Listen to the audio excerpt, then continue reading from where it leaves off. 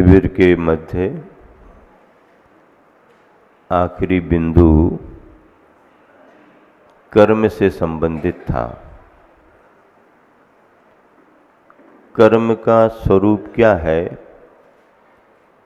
और कर्म का सिद्धांत क्या है। कर्म की व्यवस्था जैन दर्शन की एक प्रमुख विशेषता है। सृष्टि का परिणमन अपने आप में स्वतंत्र है।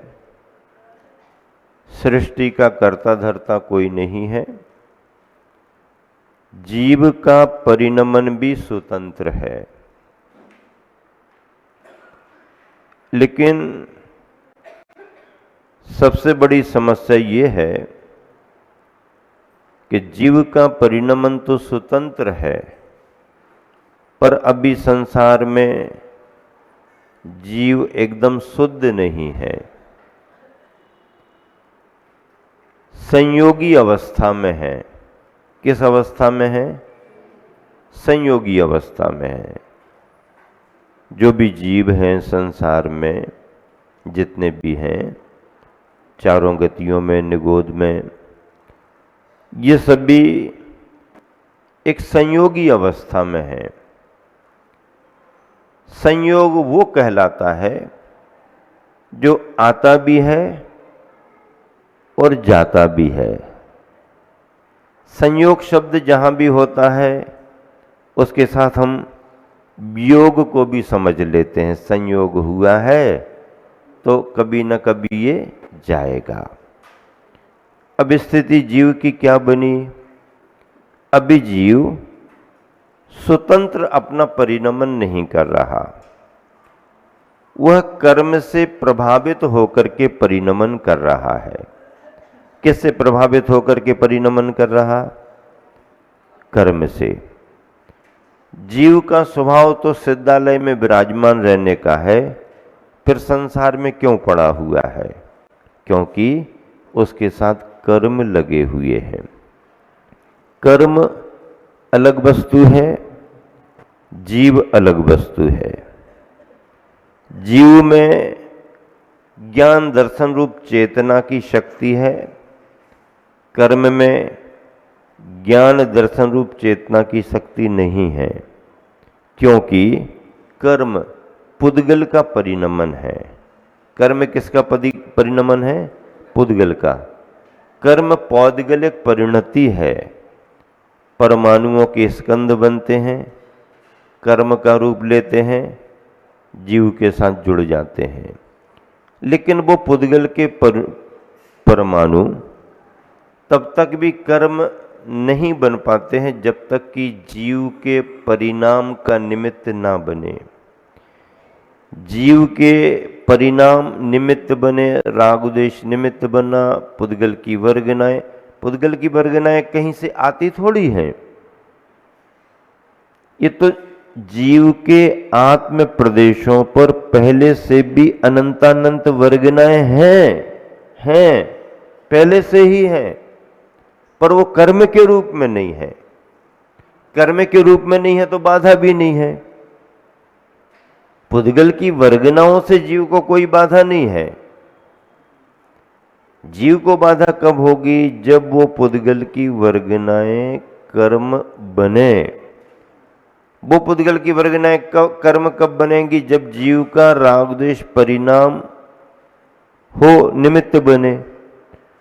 तो वैसे भी जीव के आत्म प्रदेशों पर पुद्गल की वर्गनाएं अनंतानंत पहले से ही हैं।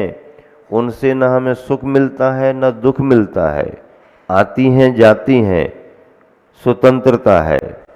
लेकिन जब जीव के परिणामों में राग द्वेष का भाव आया तो वही प्रदेश, जो प्रदेशों पर वर्गनाएं, वही वर्गनाएं कर्म का रूप ले लेती हैं और जीव के प्रदेशों के साथ घुल मिल जाती हैं।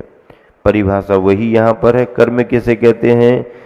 जीव के राग द्वेषादिक परिणामों के निमित्त से कार्मन वर्गना रूप जो पुद्गल स्कंद जीव के साथ संबंध को प्राप्त होते हैं उसे कर्म कहते हैं। क्या कहते हैं?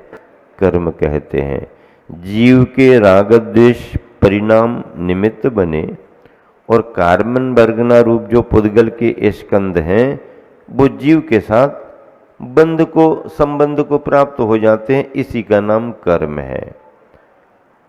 अब कर्म किस रूप में बंधता है, कैसे बनता है, इसकी चर्चा और आगे होगी। कर्म के भेद, अब जो जीव के साथ कर्म बंधा हुआ है उसके भेद उपभेदों की चर्चा होती है। द्रव्य कर्म और भाव कर्म। भाव कर्म में क्या आता है? जीव के राग द्वेषादि परिणाम ये भाव कर्म में आते हैं। कर्म के 3 भेद कर दिए जाते हैं, वैसे तो मूल 2 हैं, द्रव्य कर्म भाव कर्म, द्रव्य कर्म भाव कर्म, और इसी के साथ 9 कर्म और जुड़ जाता है। द्रव्य कर्म भाव कर्म 9 कर्म। तो भाव कर्म क्या है? जीव के राग द्वेषादि परिणाम ये भाव कर्म है। द्रव्य कर्म क्या है? इन राग द्वेषादि परिणाम रूप भाव कर्मों का निमित्त पा करके जो ज्ञानावरणादि के रूप में कर्म का बंध हो जाता है जीव के साथ में, उसे द्रव्य कर्म कहा गया। अब ऐसे द्रव्य कर्म की जब चर्चा करेंगे तो उसके 8 भेद बना लेंगे। कितने भेद बना लेंगे? 8 भेद। मूल प्रकृति के रूप में द्रव्य कर्म के कितने भेद? 8।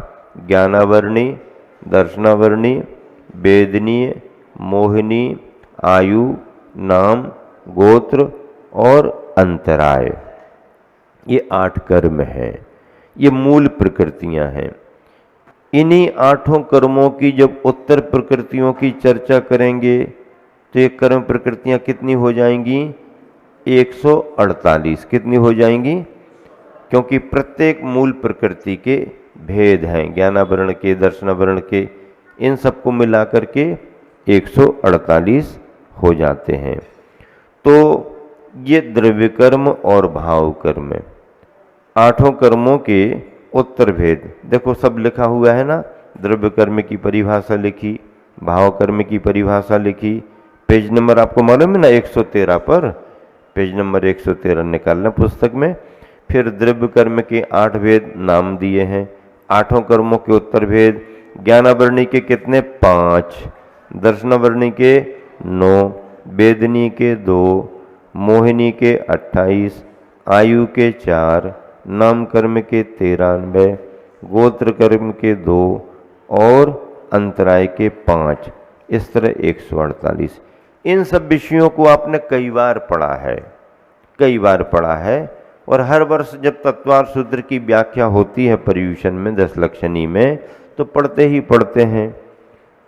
8वें अध्याय में जहाँ पर कर्म प्रकृति की चर्चा आती है ये सारा विषय आता है। तत्वार सूत्र के विषय का एक क्रम है, तत्वार सूत्र के विषय का एक क्रम बना हुआ है। क्या क्रम बना है? उसका नाम ही हमको बोध कराता, तत्वार्थ सूत्र। तत्वार्थ सूत्र। सूत्र किसे कहते हैं? सूत्र किसे कहते? सूत्रम सूचन कम मतम। सूत्रों में सूचनाएं होती हैं, विस्तार नहीं होता है, सूचनाएं होती हैं सूत्रों में। जैसे अपन कभी किसी से बात करते हैं और सामने वाला थोड़ा ज़्यादा विस्तार से चर्चा करने लगे तो आप घड़ी देख करके क्या कहते हैं कि भैया थोड़ा संक्षेप में। फिर और नहीं समझता तो कहते भैया सूत्रों में बात कर लो ना, और अगर नहीं समझता है तो कहते सूत्रों के संकेतों में बात कर लो ना, संकेतों में बात कर लो, हम समझ जाएंगे। आप इतना भर कह दो कि हम भोजन करने आएंगे, बाकी हम सब समझ जाएंगे। क्या आप इतना भर कह दो कि आपने किसी को कह दिया कि हम आपके घर 10 बजे भोजन करने आएंगे, अब ये हो गया सूत्र। ये क्या हो गया? सूत्र। अब इसकी व्याख्या क्या हो सकती है? रामलाल को श्यामलाल के यहाँ भोजन करने आना है।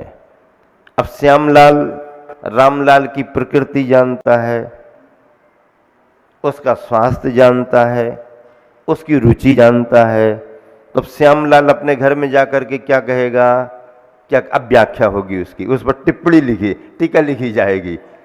10 बजे आएंगे, ऐसा ऐसा करना, ये करना, वो करना, इतनी तैयारी रखना, हम भी उनके साथ उसी समय पर आ जाएंगे। फिर इसके बाद क्या होगा, इतना इतना करना, इतनी तैयारी करना, तो साधन सामग्रियां तो जुटाओ, ला करके तो रखो।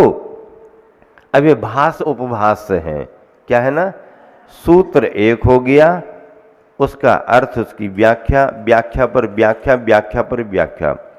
तत्वार्थ सूत्र ग्रंथ इतना गहन और गंभीर ग्रंथ है, क्या पता उन आचार्य महाराज की प्रकृति का कैसा पुण्य का उदय रहा। सूत्र बहुत लिखे गए, उनके पहले सठखंडागम के सूत्र भी लिखे गए, वो और गहन गंभीर हैं, लेकिन वो केवल विद्वानों तक ही सीमित रहे, जनमानस में उतने व्याप्त नहीं हो पाए, श्रद्धा का विषय पर समझ के परे हैं। तत्वार्थ सूत्र एक ऐसा ग्रंथ लिखा गया जो आचार्यों की वाणी का सार रहा। आचार्यों की वाणी है, भगवान की वाणी है, लेकिन लिखने वाले का यश, लिखने वाले का पुण्य, लिखने वाले की भावना, लिखी गई शब्द वर्गनाएं, उन अक्षरों का, उन शब्दों का इतना प्रभाव जनमानस में व्याप्त हुआ। यह तत्वार्थ सूत्र ग्रंथ दिगंबर, श्वेतांबर जैनों की पर्यायवाची नामों में प्रतिनिधि ग्रंथ बन गया। जैन ग्रंथ प्रतिनिधि ग्रंथ हो गया तत्वार्थ सूत्र। तत्वार्थ सूत्र ग्रंथ पर जो आचार्य पूज्यपाद स्वामी ने संस्कृत की टीका सर्वार सिद्धि लिखी, वह टीका भी इतनी मतलब सार गर्भित, गठी हुई ऐसी टीका लिखी गई कि उस टीका को भी सूत्र मान लिया गया, उस टीका को ही सूत्र मान लिया गया। पूज्यपाद स्वामी ने इतने अच्छे तरीके से लिखा। फिर पूज्यपाद स्वामी की उस टीका को सूत्र मान करके फिर अकलंक देव ने राजवार्तिक टीका लिखी। वो टीका भी इतनी प्रामाणिक और कसावट वाली हुई कि उस टीका को भी सूत्र मान करके आचार्य विद्यानंदी जी महाराज पुराने वालों ने इस लोक वार्तिक लिख दिया। अभी पिछले दिनों में एक ग्रंथ हमारे को सिद्धार्थ जी ने भेंट किया, उसके कुछ संदर्भ पढ़ने थे। कौंदे कौमुदी, कौंदे कौमुदी, बड़े पुराने उस समय के जैनियों की स्थिति क्या रही, कैसे कैसे कठिनाइयाँ आती थीं, कैसे कैसे समाज ने एकजुटता का परिचय दिया। समाज एकजुट कब होती है, समाज एकजुट कब होती है, ये प्रश्न मैं आपसे कर रहा हूँ। समाज एकजुट कब होती है, जब इस समाज पर दूसरों से कोई आपत्तियां विपत्तियां आने लगें और दूसरे तुमको दबाने लगे, तो फिर हम एकजुट होते हैं। कब एकजुट होते हैं, जब खतरा हो, दूसरे से दबाया जा रहा हो, तो अपने बचाव के लिए हम एकजुट होते हैं। और बिखरते कब हैं हम, बिखरते कब हैं, बिखरते कब हैं, जब स्वतंत्र हैं, कहीं से कोई परेशानी नहीं है, अपने विचारों को रखने की पूरी आजादी है, तो हम छोटी छोटी बातों को मत मतांतर करके फिर बिखरने लगते हैं। बिखरते कब हैं, स्वतंत्रता के समय में आदमी बिखरता है और परतंत्रता के समय में आदमी एकजुट होता है। देश की आजादी के पहले देश के सपूतों ने, वीरों ने, समर्पितों ने जो कठिनाइयां झेली और देश को आजाद कराया, तो आजाद कराने में उन्होंने कठिनाइयां झेली। और आजाद होने के बाद देश के प्रसिद्ध साहित्यकार यशपाल जी दिल्ली वाले, उनको एक बार विशेष समारोह में मुख्य अतिथि के रूप में आमंत्रित किया। उनका वक्तव्य हुआ। वक्तव्य में उन्होंने ये कहा कि महाराज जी, मैं ये मानता हूं कि जब तक हम परतंत्र थे, हमारा कर्म भूमि का काल चल रहा था। क्या, जब तक हम परतंत्र थे, हमारा कर्म भूमि का काल चल रहा था, और जब से हमारा देश स्वतंत्र हुआ हम सब देशवासी भोग भूमि के काल में आ गए। क्या कहने लगे? हाँ, जब से देश आजाद हुआ, स्वतंत्रता स्वतंत्रता, फिर धीरे धीरे स्वच्छंदता, मतलब पूरी आजादी, हर तरफ से आजादी। तो उनका कहना था कि जब तक ये देश परतंत्र था तो हम सब एकजुट होकर के कर्म भूमि के काल जैसा काम कर रहे थे, मेहनत करो मेहनत करो मेहनत करो मेहनत करो। और जब से देश आजाद हुआ हम सब स्वतंत्र फ्री हो गए। ये देखो, ये विश्लेषण अपन को ठीक लगता कि नहीं लगता? ये विश्लेषण उन्होंने किया, यशपाल जी साहित्यकार ने, बड़ी सभा में, लेकिन आज अपन को ठीक लग रहा कि नहीं लग रहा? व्याख्या बिल्कुल सही है। तो कहने का मतलब ये है कि समाज में एकजुटता परेशानियों को देख करके आती है और बिखराव स्वतंत्रता को देख करके आता है। ये सिद्धांत है। भारत में हिंदू बिखरा हुआ है अपने अपने विचारों में, लेकिन विदेश में जितने भी हिंदू हैं, विदेश में जहां कहीं भी 100 घर हो, 50 घर हो, 200 घर हो, पूरब का, पश्चिम का, उत्तर का, दक्षिण का, कहीं का भी हो, जीवरु पुद्गल नाचे या में। और इसकी उपाधि क्या है? नाम संज्ञा क्या दी है? कर्म। कर्म का सिद्धांत जैनियों की निजी और मूल पूंजी है। हालांकि प्रकारांतर से इस सिद्धांत को अन्य समुदायों ने भी स्वीकार किया है, अन्य समुदायों ने भी स्वीकार किया है कर्म के सिद्धांत को। क्यों? क्योंकि कर्म की फिलॉसफी के बगैर किसी भी कथन में गहराई आ ही नहीं पाती है। कथन में गहराई तो कर्म का सिद्धांत लेता है, राजा रंक, ये वो, अच्छा बुरा, सुंदर असुंदर, ये सारे भेद भेदांतर जो हैं, ये कोई कर रहा है क्या? किसी के पास इतना पावर है क्या? या कोई इन सबको करने के लिए अधिकृत है क्या? नहीं, कोई नहीं। फिर ये सब क्यों हो रहा है? ये सब अपने अपने भावों का, अपने अपने कर्मों का फल। इस फिलॉसफी को प्रकारांतर से किसी न किसी रूप में आज देश और दुनिया भी स्वीकार करने लगी है।